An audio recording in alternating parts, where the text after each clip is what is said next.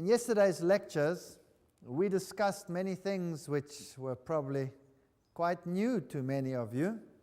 Amongst other things, the clash between the two ideologies in the world, the one spearheaded by Roman Catholicism, the other one spearheaded by those who are waiting for the coming of the Lord and keep the commandments of God.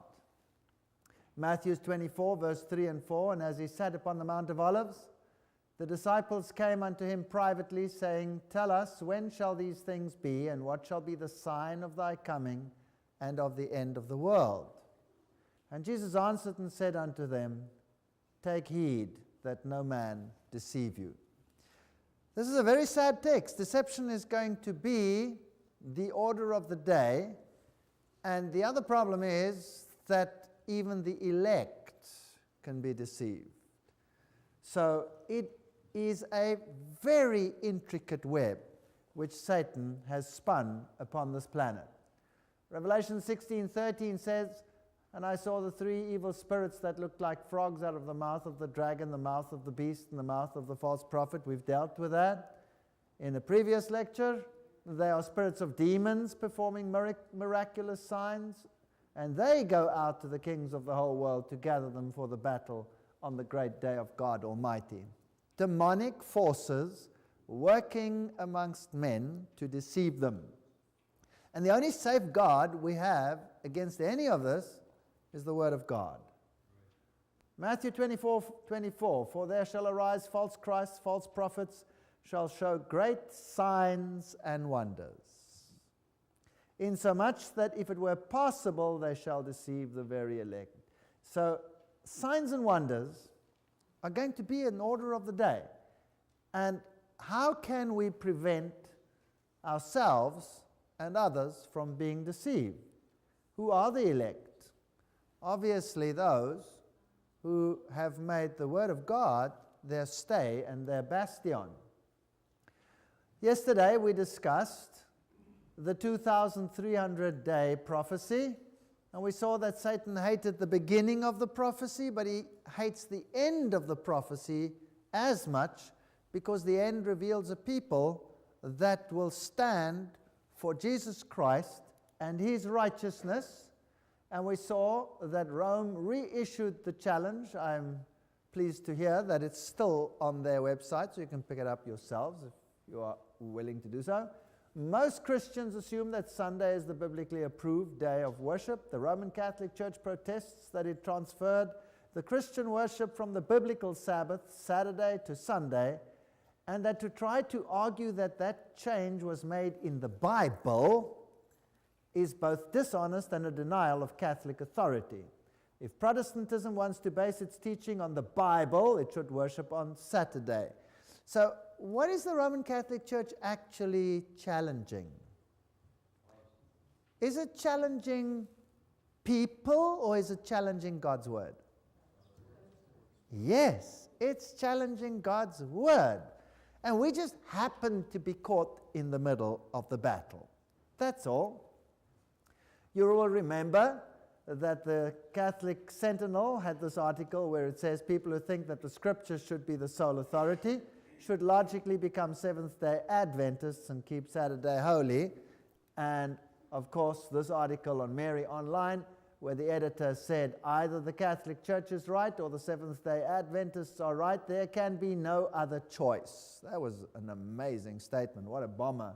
You cannot believe it. And if one chooses neither, then the whole doctrine of sola scriptura collapses.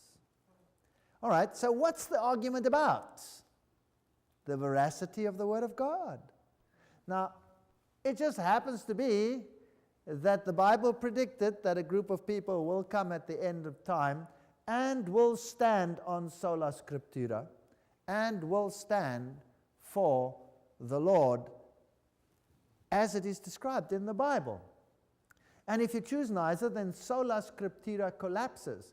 Now, how does an organization that does not rely on sola scriptura, how does it defend itself when it comes with false doctrines? What's left when you take the Word away? Tradition And if that is not going to convince the people, what do you need? You need signs and wonders. You need events that will convince people that this is the truth. Since 1844, we've been living in the judgment time, and the judgment standard, you remember that? But whoso looketh into the perfect law of liberty, and continueth therein, he being not a forgetful hearer, but a doer of the work, this man shall be blessed in his deed. So speak ye, and so do, as they that shall be judged by the law of liberty. Now, there are two laws in the world today. Two sets of laws. The one set of laws is in the Bible. The other set of laws is where? Who made those? Yes, Roman Catholicism. And that is very strange. The Bible says, if you love me, keep my commandments. That is a question of authority. Whose authority are we going to accept? Well, obviously, if you believe in sola scriptura, you're going to follow the authority of the Bible, which is the authority of God, Jesus Christ. Here's the patience of the saints. Here are they that keep the commandments of God and the faith of Jesus. So here is this one group at the end of time. Testimony of Jesus, you will remember that we went through that text. It is the spirit of prophecy, and we did a whole lecture on that. So the distinguishing characteristics of God's remnant church was that they keep the commandments and have the testimony of Jesus, which is the spirit of prophecy. And the Sabbath, of course, in the commandments of God is going to become pivotal, that there might be a sign between me and them, that they may know that I am the Lord who sanctifies them and not some other. Ezekiel 20:12. So here is this decision. And then we looked at Revelation 14:9, where the third angel follows and cries with a loud voice, if any man worship the beast and his image, and receive his mark in his forehead or in his hand, the same shall drink of the wine of the wrath of God. So if you start thinking like him, believing him, or just obeying him, then you are worshiping him. And then this indignation will be poured out that we spoke about. So this wine of the wrath of God will be poured out, and there will be a terrible consequence to this action. Now, we've dealt with this already, so I'm just briefly summing it up here before I set the stage for the two organizations, the two ideologies coming into conflict. The Pope has power to change times, to abrogate laws, to dispense with all things, even the precepts of Christ. That is one of their decretals. So obviously, if you're going to believe in sola scriptura, then you will say that that is presumption. That is not biblical. Of course, the Catholic Church claims that the change was her act, and the act is a mark of her ecclesiastical power and authority in religious matters. So they say, we changed it. Sunday is our mark of authority. So Sabbath Sunday is the clash point. It's not the question of a day, as we have said. It's the authority of God that's being questioned. Either sola scriptura or the word of another system, Catholicism. The church is above the Bible. So the attack is on God and His word. We must not see this an attack as a personal attack. This is an attack on God. Who does the devil hate more than anyone else in the universe? Christ. This is an attack on Jesus Christ, nothing other. This is his total onslaught. And this transference of the Sabbath observance is proof of that fact. So let's have a look at the definition of truth. The law is truth. Psalm 119, verse 142. Thy righteousness is an everlasting righteousness, and thy law is the truth. Okay? Psalms 119, verse 151. Thou art near, O Lord, and all thy commandments are truth. Then the word is truth. John 17, verse 17. Sanctify them through thy truth. Thy word is truth. There's the other definition. And then Jesus is the truth. John 14, verse 6. Jesus said unto them, I am the way, the truth, and the life. No man cometh unto the Father but by me. That's the biblical doctrine. And it cannot be compromised. If you believe in sola scriptura, it cannot be compromised. What's the Jesuit catechism say? The other side of the story? Or what if the Holy Scriptures command one thing and the Pope another contrary to it? The Holy Scriptures must be thrown aside. We have two sets of norms in the world. What is the Pope? He is the Vicar of Christ, King of Kings, Lord of Lords, and there's but one judgment seat belonging to God and the Pope. Well, I'm afraid this God is not my God, because my God said, I change not. Jesus Christ the same yesterday, today, and forever. He's not going to change. And definitely he's not going to allow his vicar to throw the Holy Scriptures aside. Is he going to do that? I have my doubts. Whether we like it or not, the whole world is in one camp or in the other camp. Now, remember that the Mary is the mediatrix in Catholicism. 1854, the Pope declared Mary immaculate. 1951, Pope Pius defined and enforced the doctrine of the bodily assumption of Mary. And the doctrine basically goes that the sinner that ventures directly to Christ may come with dread and apprehension of his wrath, but let him only employ the mediation of the Virgin with her Son, and she has only to show the Son the breasts that gave him suck, and his wrath will immediately be appeased. That was a terrible statement that Catholicism came up with. And these are the statements by the Roman Catholic saints. He falls and is lost who has not recourse to Mary. Mary is called the gate of heaven. See, there they like this word gate. Jesus says, I am the gate. Here Mary is made the gate, because no one can enter into that blessed kingdom without passing through her. Now, didn't Jesus say the opposite? The way to salvation is open to none otherwise than through Mary. The salvation of all depends on their being favored and protected by Mary. He who is protected by Mary will be saved. He who is not will be lost. Our salvation depends on thee. God will not save us without the intercession of Mary. The Bible says there is but one intercessor between man and God, the man Christ Jesus. Isn't that right? You see, the two ideologies are not in line with each other. Jesus is being marginalized in the world, ridiculed. The word is ridiculed. Every aspect of the word, just think of it. The scientific aspect of the word, is it ridiculed in the world today, yes or no? Yes. Absolutely.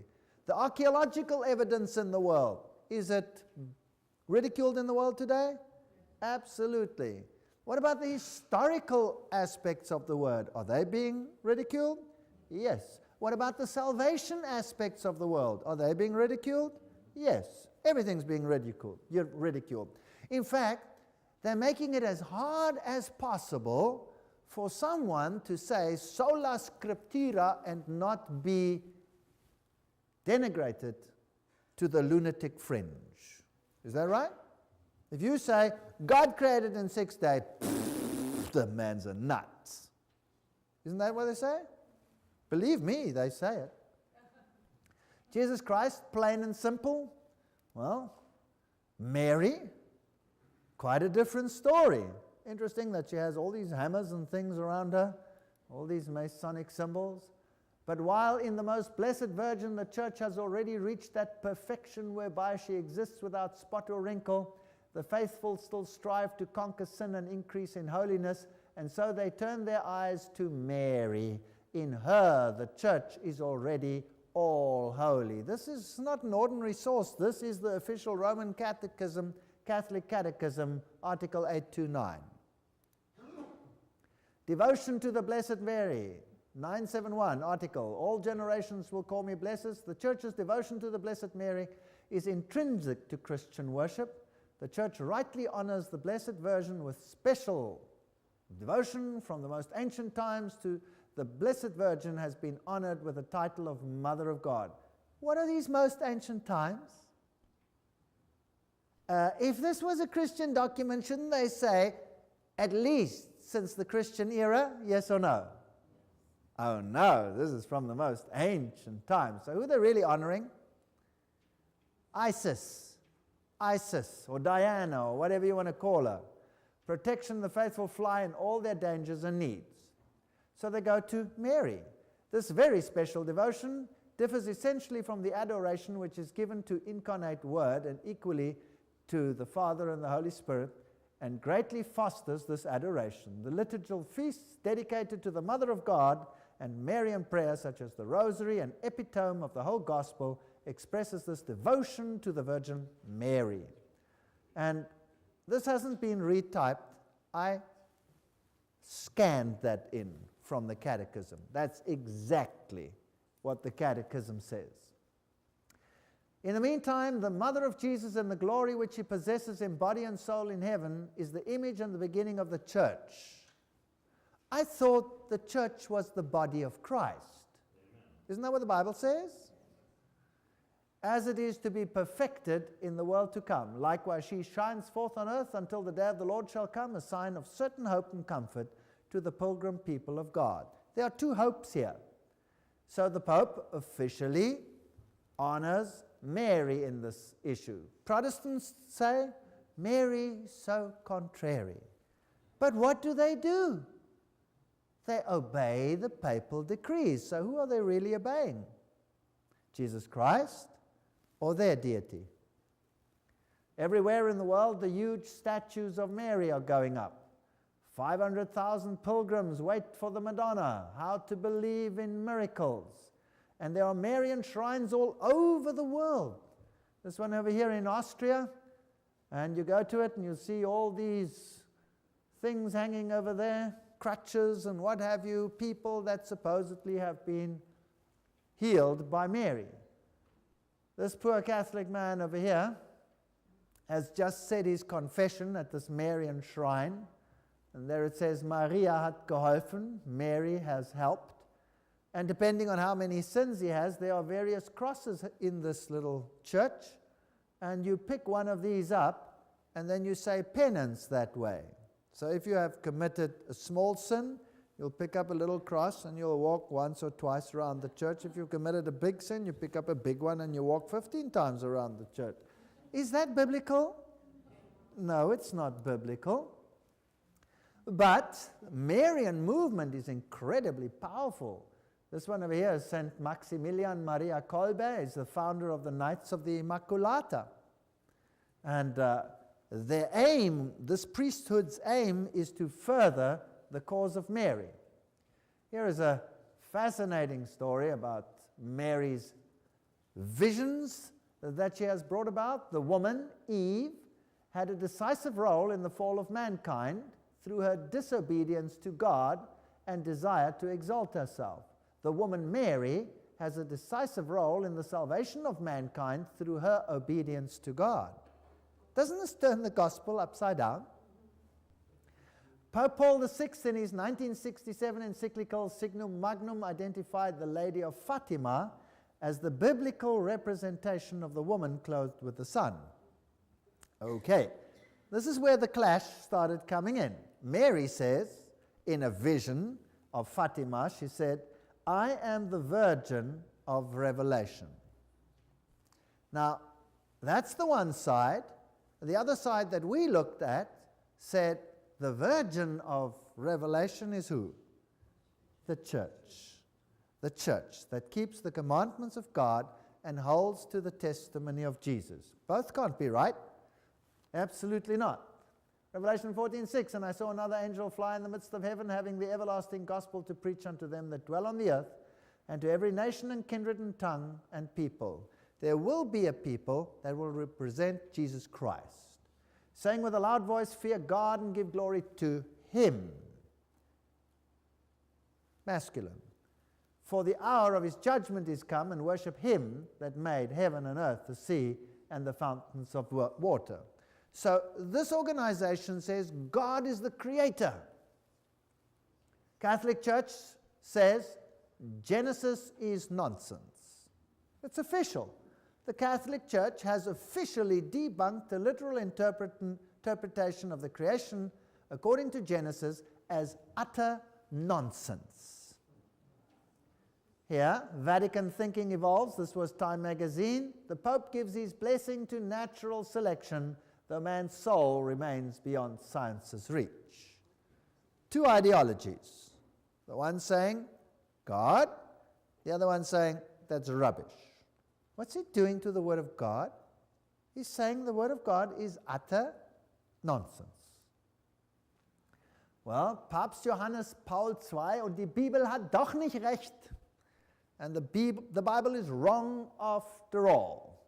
So he says in Osservatore Romana, which is the official mouthpiece of the Roman Catholic Church, that Darwinism is right and the Bible is wrong. Here is Elm Street Journal, this magazine, and they're having an interview here with a Jesuit. Consul Magno likes to point out that creationism is a 19th century Protestant heresy.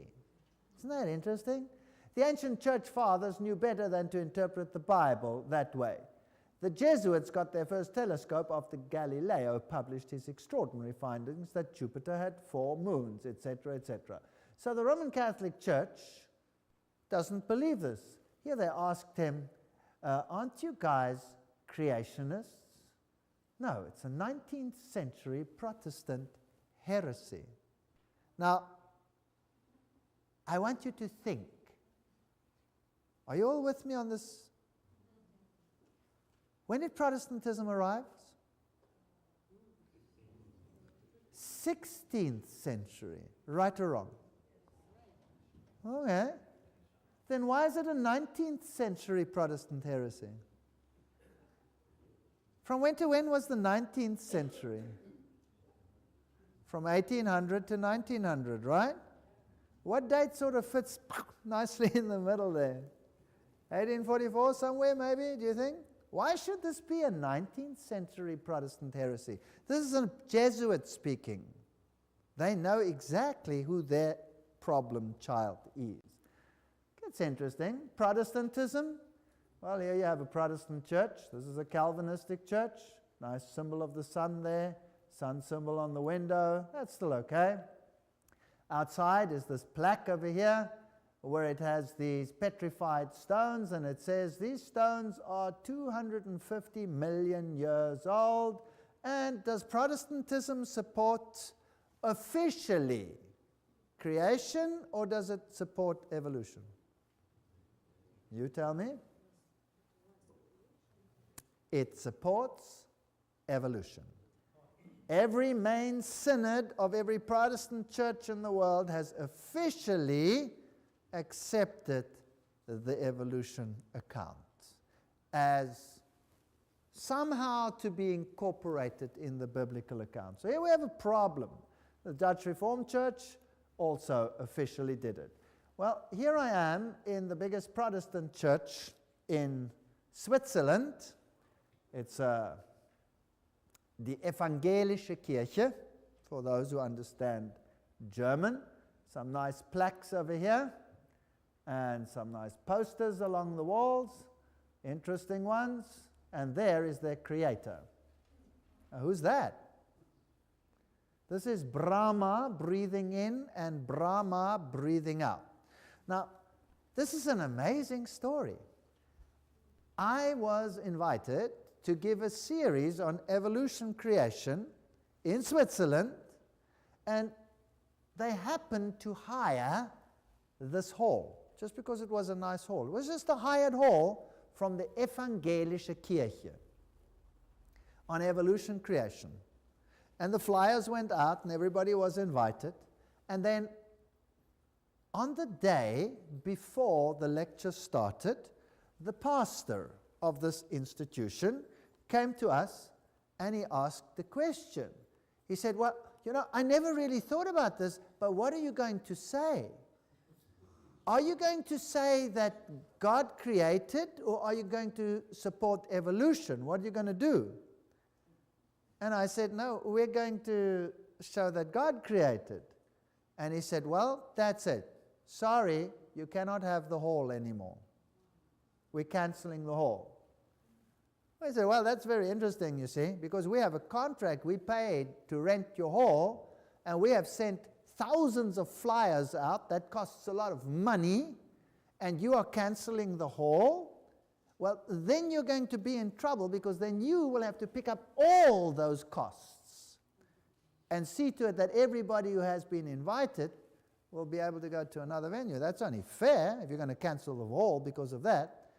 So they went into a huddle with much steam rising from their heads. And eventually they solved the problem. They said, okay, you can keep the hall and you can give your lectures, but before every lecture, you have to announce that the organization to whom this hall belongs, the Evangelische Kirche, officially distantiates itself from the creation account. So I said, with pleasure. And before every lecture I said, I would just like to tell you that the organization, the Evangelische Kirche, officially distantiates itself from the creation account. And I gave my lecture. And after the lectures, the people said, but why? And I said, well, you'll have to ask them that. You'll have to ask them that, because there is their creator. Brahma breathes in, Brahma breathes out. Unbiblical doctrines of Rome, I've dealt with them already. Infant baptism, sprinkling, state of the dead, immortality, prayers to the dead, repetitive prayer and forgiveness of sins, hell, place and state in which the devils and such human beings as die in enmity with God suffer eternal torment, a Catholic Dictionary, page 395. This is the reason why I was an atheist, because of that statement. I was an atheist. We'll have to look at that in the next lecture.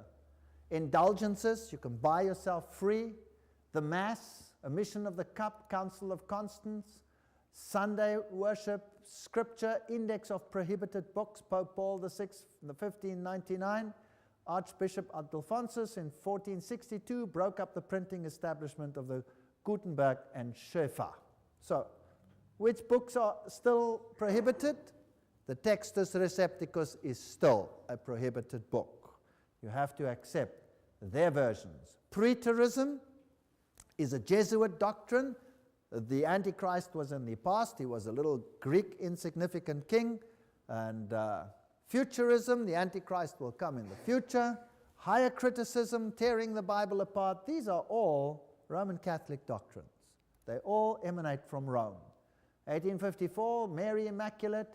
1951, the Assumption of Mary, and all the terrible statements that go along with it. Luke 11, 27, 28. And it came to pass, as he spoke these things, a certain woman of the company lifted up her voice and said unto him, Blessed is the womb that bore thee, and the paps which thou hast sucked. They said to Jesus.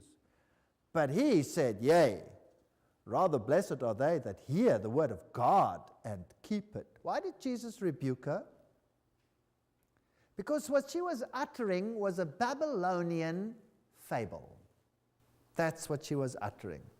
And Jesus said, no, the word of God and obedience, that's the criterion, not some celestial myth. Pagan priesthoods of Cybele, they were celibate, they were tonsured, that means they were cut over here, like some monks still are to this very day. The commission they received, the power of sacrificing for the living and the dead. Can you sacrifice for either of them? Hebrews 10:14, because by one sacrifice he has made perfect forever those who are being made holy. In fact, there is not one biblical doctrine in the whole of the theology. So how do they solve this problem? Well, listen to what the theologian Karl Rahner, he is currently the head of the Congregation of Doctrine and Faith. That means the head of the Inquisition at the moment. And he has pointed out that we are moved much more readily and effectively by those divine interventions that we call apparitions than by abstract teachings of knowledgeable theologians or the hierarchy of the church. Wow, fascinating. So what moves us? Apparitions. They move us. Teachings of theologians, let's forget that. So if you don't have the Bible, or you have corrupted the Bible, well then that's all you have left. That's all you have left. And so we've had amazing Marian apparitions in the world. These are the Marian apparitions that have been approved by the Catholic Church. Our Lady of Guadalupe, 1531, approved. Our Lady of Guadalupe means she who crushes the serpent. Isn't that interesting? She who crushes the serpent. Who crushes the serpent?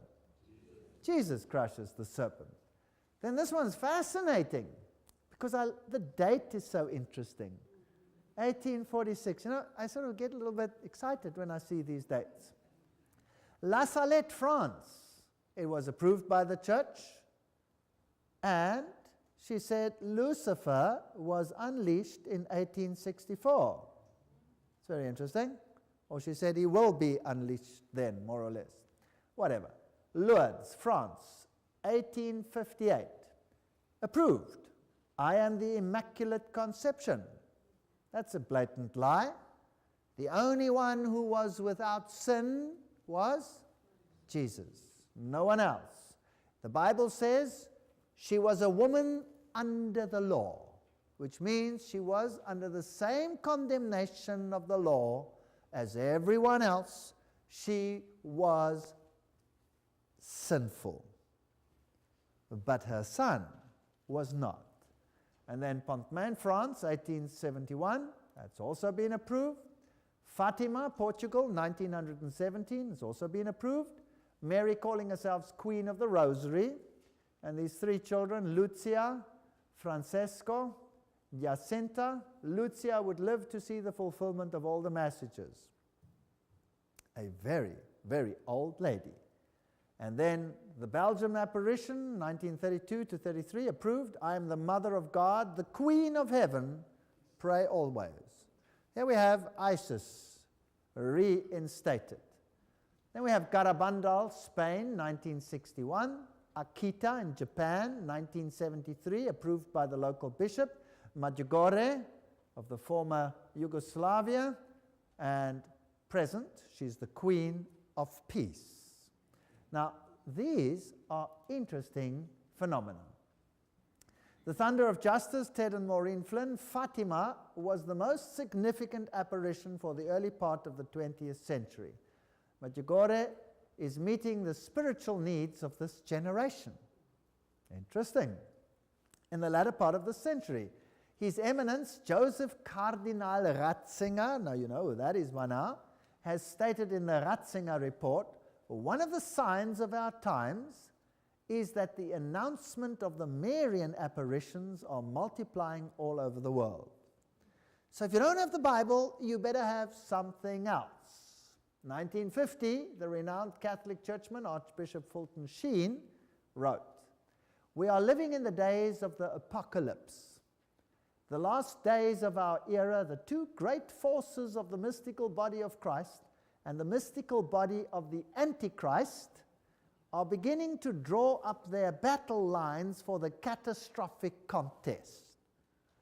Now, we looked at this context yesterday from our point of view, the biblical point of view. Now we're going to look at it from whose point of view?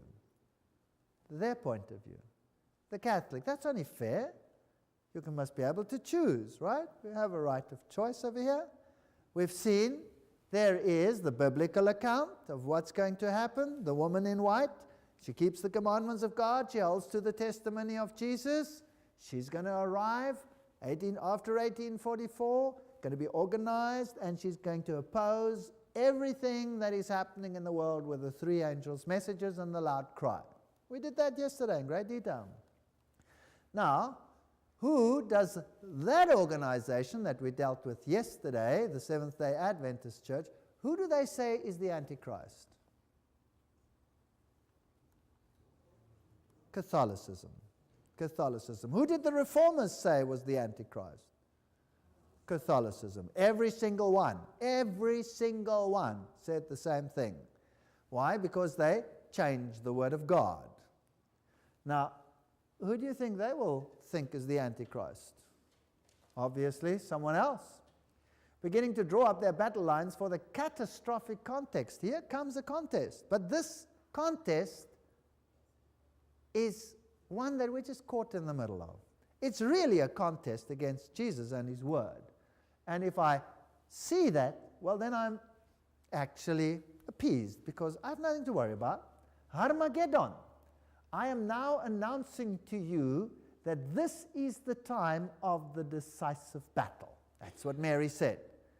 So we said the Bible teaches us by all the signs that we've discussed that we're at the end. We're at the battle line.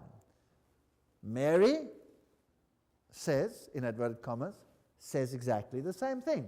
I'm announcing to you that this is the time of the decisive battle. Pope Leo had a vision of a confrontation between God and Satan. Pope Leo was made to understand that Satan would be allowed 100 years to attempt to try to destroy the church. In the vision, Satan chose for his 100 years the 20th century.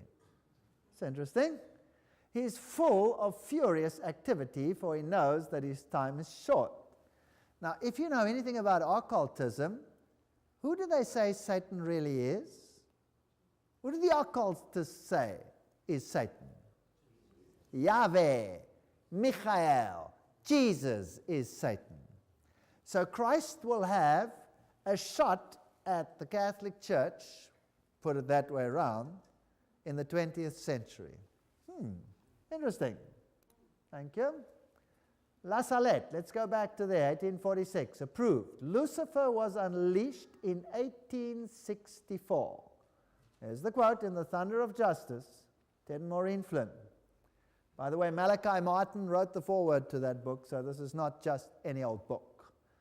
So, the Seventh-day Adventist Church was officially formed in 1863.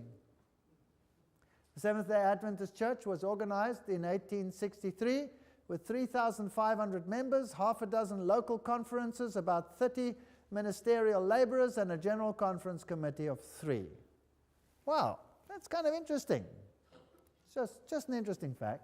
Now, let's have a look what La Salette, France, said the issue would be.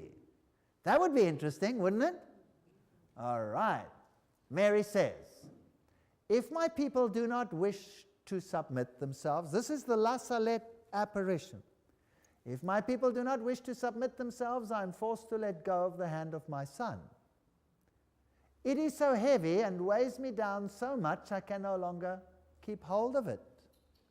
I have suffered all the time for the rest of you. If you do not wish my son to abandon you, I must take it upon myself to pray for this continually, and the rest of you think little of this. In vain you will pray, in vain you will act. You will never be able to make up for the troubles I have taken over for the rest of you. I gave you 6 days to work. I have kept the 7th for myself, and no one wishes to grant it to me. This is what weighs down the arm of my son so much. Wow. What was the issue that La Salette said would be the problem? The Sabbath. But now, which Sabbath? If you are on the Seventh-day Adventist side, which one is the Sabbath? The 7th day would be Saturday, according to the Bible. If you are on the so-called Mary's side, then which one would you propagate? Obviously Sunday. Now, isn't it interesting that La Salette says Satan will be unleashed now, and this is an issue? Would you find that interesting or coincidental or whatever? Pope Pius, in his encyclical letter of August 15, 1854, said, the absurd and erroneous doctrines or ravings in defense of liberty of conscience are a most pestilential error, a pest of all others most to be dreaded in a state. The same Pope in his encyclical letter, December 8, 1864, anathematized those who assert the liberty of conscience and the religious worship, also all such as maintain that the church may not employ force. Well, who started doing that publicly in that date? Well, when was the Seventh-day Adventist Church constituted? 1864. And as a consequence of their actions, these encyclical letters were started to be written that we discussed yesterday. Catholic visionaries and predictions. That is a topic we need to discuss in some detail. So we've seen the background now. The battle lines are drawn. Two groups coming up. The one group standing for the commandments of God and the Word of God and the centrality of Jesus Christ.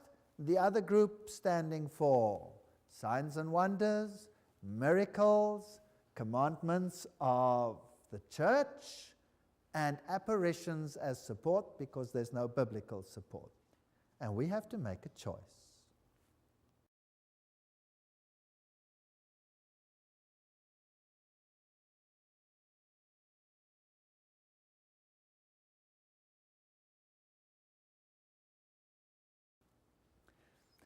This is the book, The Thunder of Justice, The Warning, the Miracle, the Chastisement, Ted and Maureen Flynn, foreword by Malachi Martin.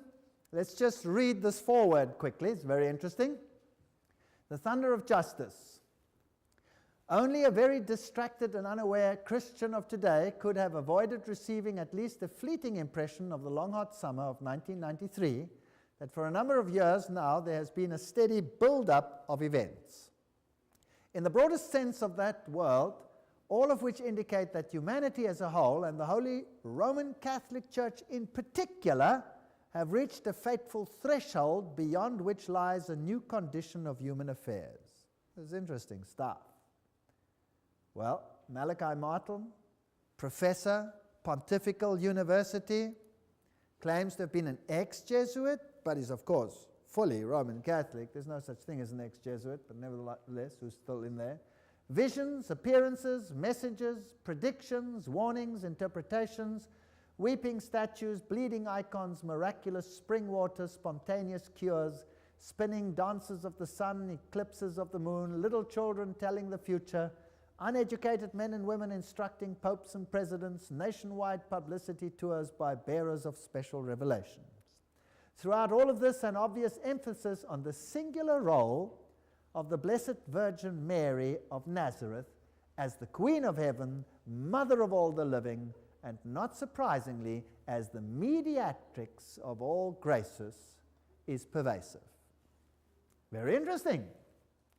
But such exultancy is soberly contrasted with the other side of this century's carnage, for this is a century that has witnessed and is still witnessing scenes of unmitigated horrors, industrial slaughter of planned wars, literally millions of men and women and children killed, the wiping out sometimes, as it were, overnight of mighty empires, an ever-widening ripple of infanticide running to well over 1 billion in the last 50 years, an ever-climbing number of fratricidal wars, 245 at the date of the writing, are in progress. Waves of tortures and persecutions on all 5 continents, continual stream of natural disasters without known parallel in human history as we know it.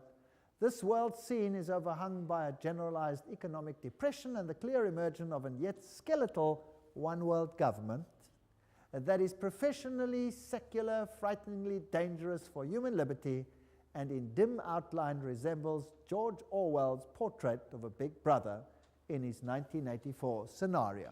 Truth and error mixed together. So, starting in 1973, a certain Father Gobi began to write down interior locutions. That's dictated messages. God doesn't work like that. He impresses with the Spirit, and the prophets wrote down with their own words. But the number are over 600 published in this book, Priests, Our Lady, Beloved Sons. And basically the message says, be faithful to the Pope, total obedience to his commands, ready to fight even to the shedding of their blood in order to remain united to him and faithful to the gospel. Is he recognized by the Pope? Absolutely. There he is, Pope John Paul II and Father Gobi. What does he have to say? He says, September 18, 1988, that we have a period of 10 years, 10 decisive years. In this period of 10 years, there will come to a completion the time of the Great Tribulation, which has been foretold to you in the Holy Scriptures. In this period of 10 years, all the secrets which I have revealed to some of my children will come to pass. Well, September 18, 1988 to September 18, 1998 is the time period which he said. By September 1998, the papacy had every encyclical in place that it needed, including its Sunday encyclical, which came before that date, and including its Ad Tuendum Fidum, which says heretics must be punished if they do not agree with the papal teaching. Everything was in place. In other words, the world is just waiting for the unfolding of the final events. A last dogma that will be declared is that Mary is co-redemptrix, mediatrix, and that means she takes part in our salvation. One scholar remarks that the title advocate is used almost exclusively for Mary and not for the saints. It is particularly appropriate to Mary. That's interesting, because the Bible says that there is one man that can save us, an advocate with the Father, Jesus Christ the righteous. Does it say Mary there? No. So here's another biblical problem. Cardinal Ratzinger reportedly has written, the visionary, that there are no theological barriers to proclaiming such a dogma. So Mary is the contrary one. She is co-redemptrix, mediatrix of all graces, and advocate of the people of God. What a statement to make. That's demoting Jesus Christ. So all of a sudden, in this time period, a huge explosion of activity. We find many, many sightings of so-called UFOs. We find strange things happening, patterns in the field, some of them fake, some of them not explicable. We have apparitions in Eastern mysticism. We have apparitions in Western mysticism. Srinamurti and Krishna, this was the one who was supposed to be declared the Messiah, but now Maitreya has taken his place. In Islam, you have fruits and vegetables, when they're cut open, have the name of Allah in them. In Iran, it is reported in various parts of the city that an image of Jesus has been on the fences and windows. So writes the Iranian newspaper Akhbar in 25 December 1995. In Zaitun, Egypt, Mary apparitions hovered over the churches, and thousands of Muslims were stunned by this. Statues started bleeding. Father Anastios, a Greek Orthodox, was one of the first to see it. Then this lady over here, Hamida, a Muslim, she saw the tears running down the statues, and she said, it was beautiful, so beautiful. Benjamin Cream came onto the scene with his Maitreya stories, and then Maitreya started appearing. And so we have had images of Mary, and we have had light emanating from Japanese Bodhisattva images, Hindu milk miracles, Muslim miracles, hosts and hosts of miracles suddenly all over the world. And where this Maitreya appears, the water gets ripply, and here in Nordenau, Germany, they're running to fetch the water to be healed. Crosses appeared in the windows, crosses that stayed there permanently. Strange lights appeared on the statues of Maitreya in Eastern temples. Interesting hand signals that they have, these people. These lights were not there. There was no candle or a light burning. It was just on the Buddhas. And then Lord Ganesha started drinking milk. And the statues in Hinduism, they started holding milk to them, and the milk would just go, gone. Well, I always say Lord Ganesha had better attend two of my health lectures. And here's another little statue drinking milk. And so the Hindus were feeding milk to all their statues. A little girl, Hasna, a Muslim girl, started crying real crystal tears. She was investigated by doctors, strange apparitions in the rocks of mysticism.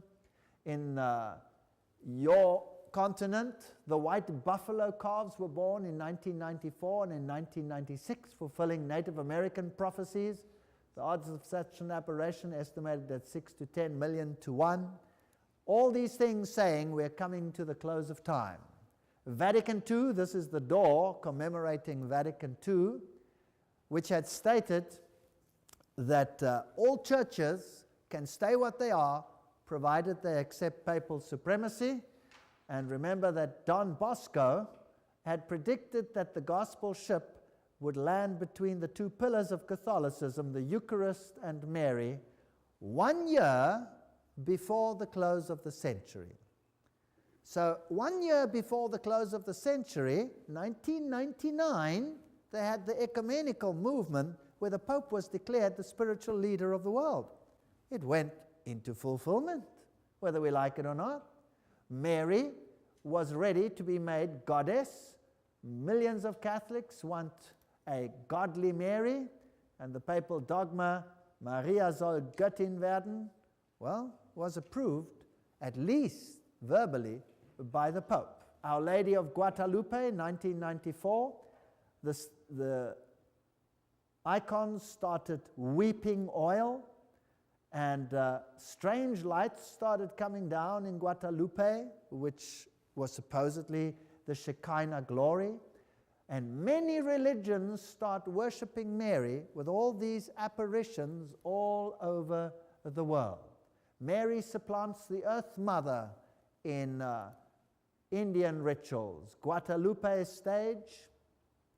This was the famous dancing of the sun that took place in Fatima, and there water gushes forth, and millions and millions and millions of people go to these shrines to be healed, and they go into the water to be healed.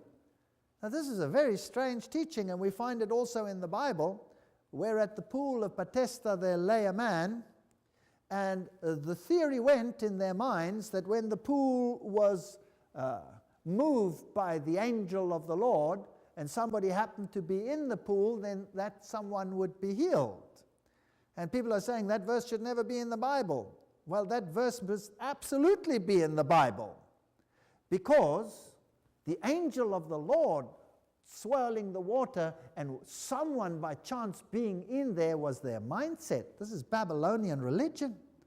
This is Babylonian religion. But the angel of the Lord in human form was amongst them, Jesus Christ.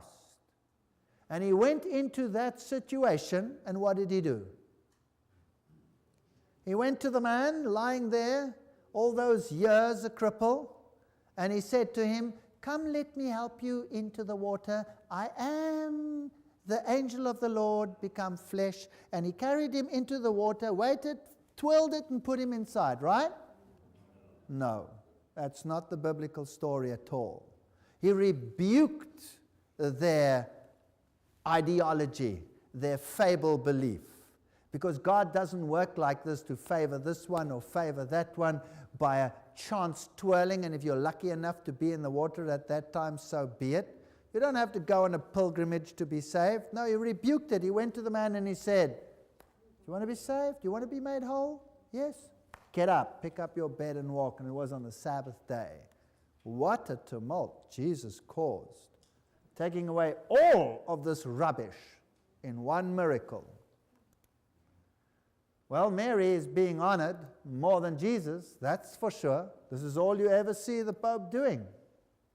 And then, when this Roe versus Wade situation was here in the States with the abortion issue, France exploded this nuclear device, and in the cloud there was something like someone on the cross and the apparition of Mary looking down upon the cross. And these are the little children of Garabandal, Spain, Loli and Jacinta, in ecstasy down here, lying in vision. Notice their eyes are closed. Isn't that interesting? All kinds of interesting things, little children in vision. The messages warn that the people of the earth are floundering in a morass of debauchery, moral confusion, deep spiritual darkness. Should heaven's directions and counsels go unheeded, the eternal Father in the Trinity will be left with no alternative but to forcefully recall mankind to its obligation through chastisement. There will come great turmoil upon this earth. Now, isn't it strange that the world is permitted to do everything that's wrong, abortions and this and that, and the only voice that sounds morality happens to be which one? Which is the only church out there that's loudly saying every time, no, no, no, you should not do that? Rome. Rome. So all the affections move towards Rome. They don't look at their Bibles. They're looking at miracles, signs, and wonders, and a deceptive voice. Vasula started receiving automatic handwriting. God doesn't work like that. He doesn't take your hand and dictate to you. That's how many of the New Age writings come into existence. Here is an interview with Father Laurentine, with Vasula. How do you receive the messages? It is dictated, but you said your hand moved in some way. Yes, it is simultaneously. At first he moves my hand without dictating, and then etc., etc., etc. And then Mary said, there will be a sign. In this former Yugoslavian Medjugorje, Mary has been appearing and giving her messages to the world, and she says, there will be a sign given for the atheists. You faithful already have signs, and you have become the sign of the atheists. So there will be some kind of permanent sign. These are the little children of Medjugorje who were allowed to see the vision. December 7, 1974, Mary revealed to Father Gobi why she chooses the little ones. I, the mother of the church, am personally intervening and initiating my work of salvation. I'm initiating it thus, with simplicity, with hiddenness, and such humble manner that most people will not even be aware of it. But this, my sons, has always been the way your mother has acted. With what? Hiddenness. That's an interesting phenomenon, hiddenness. What's the last book of the Bible called? Revelation. Those are two characters in opposition one to the other. The one's called hiddenness. The Bible calls her mystery, Babylon the Great. And the other one is revelation. God wants you to know. Fatima, Garabandal, Medjugorje, Argentina, Jesus supposedly said, my mother must be accepted, my mother must be heard in her totality of her messages. Souls will come to me through the means of her immaculate heart. Jesus is taking a back street. Medjugorje visionaries, there are little apparitions over there of Mary. There are other apparitions.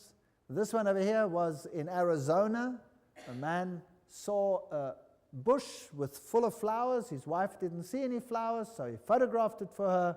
And when they developed it, there were no flowers, but there was Mary of the Rosary behind the bush. Another apparition, lights appearing above churches, Medjugorje, Mary's image appearing above the two steeples of the church, light streaming from her hands, standing on the moon. That's the basic image that is always appearing. Strange flashes of light everywhere, strange apparitions in the clouds, some of them very clear, like this one over here, Jesus with a crown of thorns face appearing above these sites, strange lights where people walk, pillars of light, this woman standing next to a pillar of light which doesn't exist. St. Francis is another one who regularly appears, roommate of Loyola, where the youth comes together at these sites. These strange lights appear in the sky, crosses appear in the sky, apparitions appear, and where they appear, the roses bloom in the middle of winter. Very strange things. Or these lights coming down from heaven like fire, passing right through people. I don't know whether you can see this properly. There's a young couple standing over there, and there's a light going like an arrow through a Bible or something they have in their hand, right through. And then where they have their meetings, these lights appear in the sky with writing sometimes. Here like fire upon the attendees. And here you have fire and light coming down on the delegates and entering into them. Now if you see these things, what would you imagine? These are really phenomenal things happening. Here are visions of writings in the sky and strange apparitions all over the place where the young people gather. Little apparitions of Mary appearing. This was a volcano, and it was Madonna and child. And this was taken out of an aeroplane, Jesus walking in the clouds. Guardian angels above children, writing. Jacinta was one of the visionaries. Writing appeared in the sky in 1972. Some of these are being interpreted. Pictures like these taking. This is one of the monks of the area in his monk dress, apparently riding a stairway to heaven. This is weird stuff. Here is an escalator in a department store after it was closed, taken by the survey camera of Mary riding the escalators. It's such silly stuff. But it gets worse. It gets worse. Here is Jesus in a tornado, and then the weeping statues. Blood and oil and water. This one over here is a very interesting statue. This is the one of the Philippines in 1993, of this blood pouring from the face. And here you have petals, rose petals that fall from the sky. And these structures of Jesus as king, of Mary with the light streaming from her eyes, of the whole family of God, Mary again. Here is the face of Jesus. Look, there's his nose, his eyes. And Jesus with this sign, grown into the rose, not just drawn onto the rose. And these fall from the sky in the Philippines on Marian Day. They just fall from the sky, and they're very treasured. Here you have the cross and the women around the cross on a rose petal. Another one with the two women on the cross. These are rose petals that fall from the sky. Very convincing to people that do not have the Bible. The Father will inflict a terrible punishment on all humanity. Fire will fall from the sky and will wipe out a great part of humanity. Is the devil expecting some major catastrophes? Great lights will appear. Here are some more weeping statues. This is one with oil weeping. And Las Vegas, Nevada, USA, an hour after midnight prayer. Vigil began on December 1998. The miracle statue of Our Lady of Guadalupe began again to weep real tears. She cried again the following afternoon at 2 and 2:30 p.m. Tearful statue called the Weeping Virgin of Las Vegas. That's a good town to weep in, right? Okay.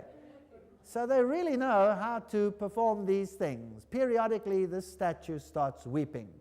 This statue over here belongs to a lady called Julia Kim. And she is one of the present-day stigmatists of the Roman Catholic Church. Do you all know what a stigmatist is? Stigmatist is someone who bleeds by the hands, or has the marks of Christ, or bleeds by the feet, or suffers the agonies of Christ for the sins of the world. And this is one of her statues. Also, this one over here, a statue of Christ, which started bleeding real blood. They've had it analyzed. The great stigmataries of the world. This one was one of the most famous ones of modern times. Her name was Teresa Neumann. She lived from 1898 to 1962 in Germany. They say she never ate, slept, nor drank. She had no bodily functions for 40 years. That means she never went to the toilet. And she only lived on the Eucharist. Now, if that is true, I don't know. They say so. And she said great natural disasters will come in the United States. Here she is in her stigmatic agonies. Notice the blood running out of her eyes, running down from her hands. And then she would have burnt in crosses after that event. Another famous stigmatist was Padre Pio of Italy, 1887 to 1968. And he said it would be easier for the world to exist without the Son than the holy sacrifice of the Mass. There he is bleeding by the hands, and here he's being helped while he's saying the Mass. And in Rome itself, many of the statues with hosts started bleeding, and the hosts developed blood, And when they said the Mass, the host itself turned into blood. This was one in 1991. Here is another one that turned to blood. Here's another one that turned into a blood clot as they said the Mass. Here is a priest investigating one of the hosts. And then the most amazing thing happened. The Pope himself was saying Mass, and he fed the host to Julia Kim, the stigmatist. And there he is, Pope John Paul II giving Mass to Julia Kim, the stigmatist, and they took the photograph as the host was on her tongue, and the newspaper said, Bild, Papst sah Hostie bluten. Pope saw the host bleed. There's the picture. It turned into a clot of blood in her mouth. That's pretty dramatic. And the question is this from God or is this from another source? It's pretty dramatic. If you were a Roman Catholic and you saw this happening and this was what religion was all about, well, it would be convincing. Here is Virginia. She's a stigmatist. This priest is also a stigmatist. She lives in Ireland, this young woman over here, and she suffers terribly. There her feet are bleeding and her hands are bleeding. She also gets the same things on her head. So Julia Kim is a present-day stigmatist, and Christina Gallagher is another present-day stigmatist. Here, Julia Kim is blessed by the Pope. Here she receives a medal from the Pope. She's also a visionary, so she has these visions for the Roman Catholic Church. Here she is with the papal nuncio, Julia Kim, and there she is with the man with the unfortunate name, Cardinal Sin, from the Philippines in 1992. So these are not just unimportant figures in Roman Catholicism. These are people blessed by the Pope, honored by the Pope with medals. These are important figures. This woman over here is Catalina from Bolivia, and she lives in Bolivia, South America, and she suffers terribly when she gets the stigmata. Her feet swell up, her hands swell up, and she is then bedridden. Wherever she receives the stigmata, statues start bleeding, and blood starts pouring down from any crucifix that hangs in the area. This woman was also from the United Kingdom. She also received automatic writing. She used to receive the stigmata. She became very, very ill, and then she died as a consequence. This again is Christina Gallagher. There she has the marks of the crown of thorns. This woman over here is Sister Anna Ali of Nigeria. So currently, there's a stigmatist on every continent. That's very interesting. Every continent in the world today has a stigmatist in the Roman Catholic Church, something that has never been in Catholic history. This one over here to me is the worst one, Mary of Damascus. The statues over here start bleeding, and some of them, most of them, drip oil, and they've analyzed the oil. It's pure olive oil. But this is the young girl that receives the stigmata in this area. Her name is Myrna Nazur, and she lives in Damascus, and she suffers terribly when she has the stigmata. I want you to look at this young girl. She's a very pretty young lady. There she is. That's what she looks like normally. And when she gets the stigmata, she starts bleeding from the forehead, and then after a while, she starts looking like that. Now, this is very impressive, but I have a question. If Jesus died once for all our sins, is it necessary for anyone else to suffer the pains of the crucifixion in order to atone for the sins of the world? Yes or no? No, it's not biblical. So if it's not biblical, who's doing this to this poor lady? Can only be Satan. I hate what he does. Why should these poor people be so deceived? Why should they suffer like this for nothing when the truth could set them free? You see, I'm not preaching this against Catholics. I was a Catholic myself. I wish every single Catholic in the world would listen to these lectures. I wish every single Catholic in the world could be set free from signs and wonders and apparitions and lies and deceitful, disgusting doctrines which lead to nothing other than death. Why should they be so deceived? She bleeds from the feet, she bleeds from the hands. Is that fair? Is that right? And the icons of oil, well, there are official analyses. It's the purest form of olive oil that there is. They cannot even extract it that pure if they have it otherwise done. This is another young girl, Staglara. She doesn't have the stigmata, but she goes into great agony and pure olive oil just pours out of her skin. It's very hard to explain, wouldn't you agree? And that's the oil that comes out. It's also been analyzed. Crosses all over the place, people supposedly healed, millions standing in queues for water. Then in 1996, CNN had a news flash that the Virgin Mary appeared in the front window of a building in Florida. And it was a bank, amazingly enough. And there it is, a permanent picture of Mary. And these are the crowds adoring around this area. Now, when it first appeared, Catholics started praying the rosary and they started speaking in tongues. Anybody who walked by started speaking in tongues. And here is a young woman being converted to Catholicism, and this bubble appeared above, which was the rosary, just appearing miraculously. Taken in 1998 in Georgia of myself and a recent convert named Jill from Taylorsville. She was converted to Catholicism, the grace of God, via the intervention of our Heavenly Mother. This picture was taken after a talk I gave in Atlanta. I was praying over her and her medals when a rosary in the shape of a heart appeared between us in the picture. So these are the Marian apparitions and the stigmata that are happening in the world, whereby Catholicism gets credence as having the stamp of approval from heaven. This is a summary of all the Marian predictions. She says, Pope John Paul II will be the last before the final events. That's interesting. You know, the devil was a liar from the beginning, so I don't take any of the predictions too seriously. I wouldn't, bet my life on them.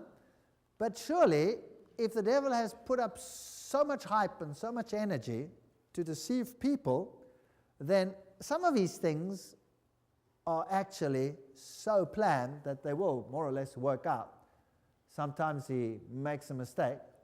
The new pope will be eliminated by an Islamic convert bishop who declares himself pope. Well, we haven't seen that yet.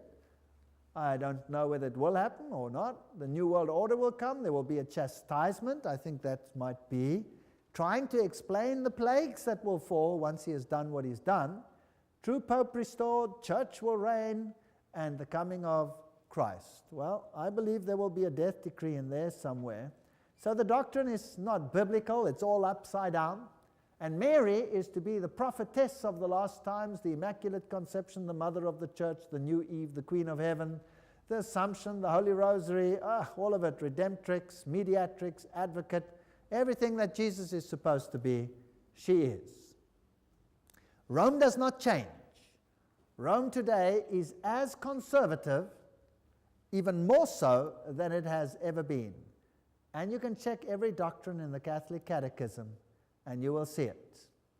The Church, the pillar and bulwark of truth, has received the solemn command of Christ from the apostles to announce the saving truth. To the Church belongs the right always and everywhere to announce moral principles, including those pertaining to the social order and to making judgments on any human affairs to the extent that they're required by fundamental rights of human persons or the salvation of souls. The magisterium of the pastors and the moral matters is ordinarily exercised in the catechesis, in preaching, etc. From generation to generation, the pastor's deposit of Christian moral teaching has been handed on, a deposit composed of a characteristic body of rules, commandments, and virtues proceeding from faith in Christ. So, traditionally, the Decalogue sets out the principles of moral life valid for all men. Now let's get to the hub of this matter. Ever since, this is Article 2065 from the Catechism, ever since St. Augustine, who, as we saw, was a insider initiate, the Ten Commandments have occupied a predominant place in the catechesis of baptismal candidates. Okay. The Catechism of the Church has often expounded Christian morality by following the order of the Ten Commandments. The division and numbering of the commandments has varied in the course of history. The present Catechism follows the division of commandments established by whom? St. Augustine. So we're not following the Bible, we're following an insider initiate. The world at Assisi gave itself to the Pope. Behold, the Slavic Pope is coming, a brother of the people. He already pours the world's balm into our breast, and the angel choirs sweep his throne for him with flowers. Can you believe that? They came Man of the Year, and he appeared at Sinai, and he prayed at Sinai, and he said, the Ten Commandments are still binding. Mary, so-called, revealed to Father Gobi, my Pope John Paul II, I confirm to you, is the Pope of my secret, the Pope about whom I spoke to the children during the apparitions of Fatima, in other words. So in other words, this was the Pope that was to fulfill all the Fatima predictions, and the last one that was not known was that this was the Pope that would survive an attempted assassination. And then when he has finished his work, I will come from heaven and receive his sacrifice. Okay, now what is the remedy, says Mary, to the problem that the world is facing, all this chaos? She says, this is a place where we see many of the root causes of our problem. It is the commandment of keeping the Sabbath holy. Back to our question. In the Old Testament, not honoring this day was only one of several sins punishable by death. Although we are not living under law of the Old Testament, there's a widespread abuse of all throughout the Christian culture concerning the Sabbath. In the West, we have lost God through our affluence. In the East, God has been lost through communism and suffering. Both have lost sight of a Sabbath. Which Sabbath do you think that she's talking about? Well, let's ask her. God's intention for the Sabbath was a day of rest, honoring God through worship, conversation, teaching, and praise. Today, if anyone even bothers to go to church at all, Sunday will be an endless litany of recreation, television, athletic events, shopping, blah, blah, blah. It goes on and on and on about what people do on that particular day. Now, Maggicore and the commandments. Dear children, today also I wish to tell you I am with you in these restless days in which Satan wishes to destroy everything. Remember in occultism you twist that around? Which I and my son Jesus are building up in a special way. He wishes to destroy your souls. He wishes to guide you as far away as possible from Christian life as well as from the commandments to which the church is calling you, so you may live them. Satan wishes to destroy everything which is holy in you and around you. Therefore, little children, pray, pray, pray, in order to be able to comprehend all which God is giving through my coming. Who's coming? Mary's coming. Okay. So now the Seventh-day Adventist Church says, keep the commandments of God, and the Catholic Church, through its visionaries, is saying, keep the commandments of Rome. Is this right or not? Okay. And the Pope says, make it clear Sunday must not be worked since it must be celebrated as the Lord's Day. Can you see that the Sabbath has become the issue of acknowledging the authority of God? Yes. So it's not just a question of a day, it's a question of authority. So at the right time, here comes a movement and says, keep the commandments of God, and they lift up the Sabbath, the Seventh-day Adventist Church. At the same time, Mary appears and says, Satan has been let loose on the planet, and keep the Sabbath of the church. They're both preaching the same thing, just from two different perspectives. And it's your choice whether you want to choose this perspective, the only support you have for the doctrine, signs and wonders and apparitions and bleeding icons and suffering people, that's the support. Or the other one, thus says the Lord. That's the choice. That's the choice that the world has. So no wonder at this interfaith meeting that we've spoken about so much, it's the Christian fundamentalists that will be condemned and be declared dangerous extremists full of hate. Here is Pope John Paul II. Here he is in the Marian cave praying at one of the apparition sites. And this is fascinating. This is the Pope's plane, USTWA, with this light shining above it, which Rome says was the Shekinah glory. Okay. On July 13, 1986, our Blessed Mother explained another of her roles through Father Gobi. This is the moment for all to take refuge in me, because I am the Ark of the New Covenant. At the time of Noah, immediately before the flood, those whom the Lord had destined to survive his terrible chastisement entered into the ark. In these your times, I am inviting all my beloved children to enter into the ark of the new covenant, which I have built in my immaculate heart for you, that they may be assisted by me to carry the bloody burden of the great trial which preceded the coming of the day of the Lord. Do not look anywhere else. There is happening today what happened in the days of the flood. Well, the other side teaches the same thing. It says, there is an ark building. God is calling a people into a relationship with himself. You either come into the one ark that keep the commandments of God and hold the testimony of Jesus, or you climb into this ark. Which one is of God? John 14:6, Jesus said unto them, I am the way, the truth, and the life. No man cometh unto the Father but by me.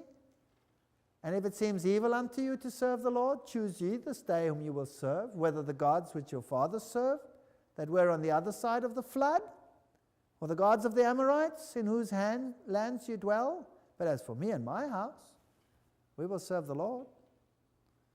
So that's our choice. 2 arks. Which one are we going to choice? Choice is yours. Thank you.